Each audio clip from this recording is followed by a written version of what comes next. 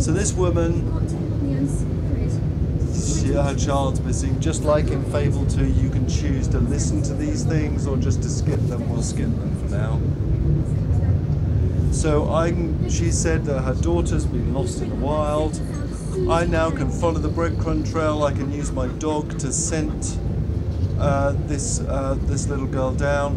And why don't we run off now to that next region and have a look at this. So, very unique story. Really simplifying the mechanics. This unique touch system that's there. The idea that followers, now you gain followers from fighting, and you gain followers from quests, and you gain followers from relationships with people.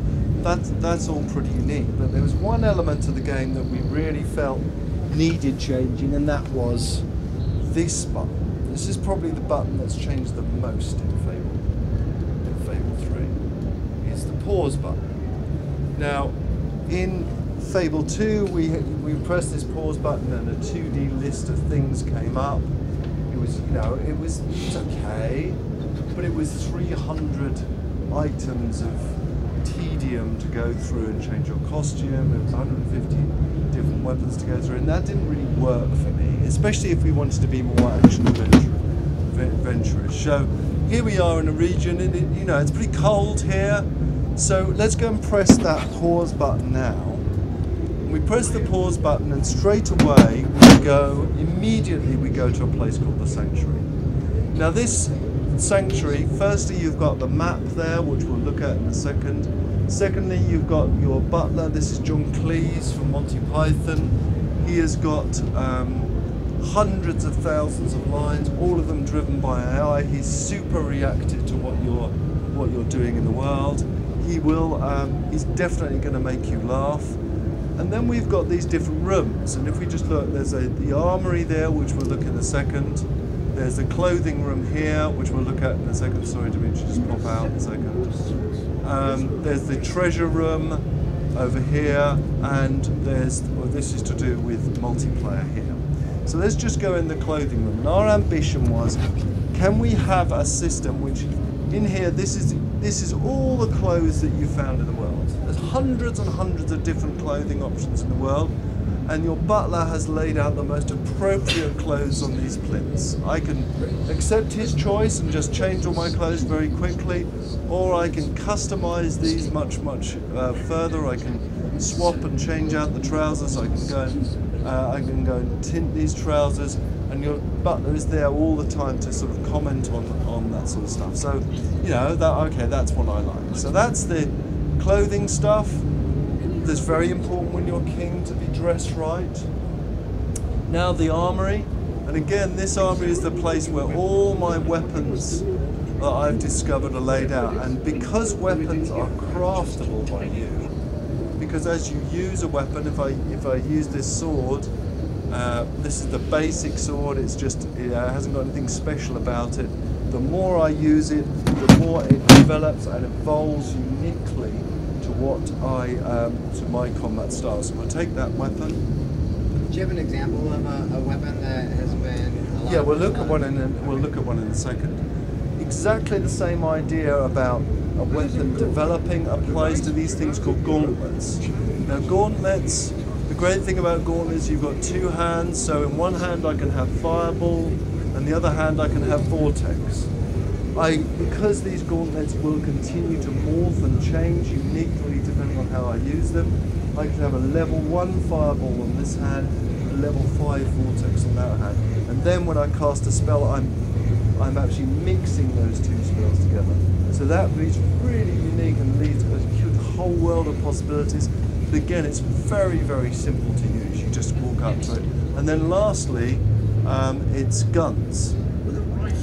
I've got rifles and guns, and again, these will develop and morph as I use and change them.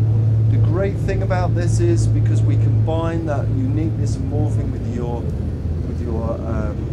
gamer score, you can trade those weapons online.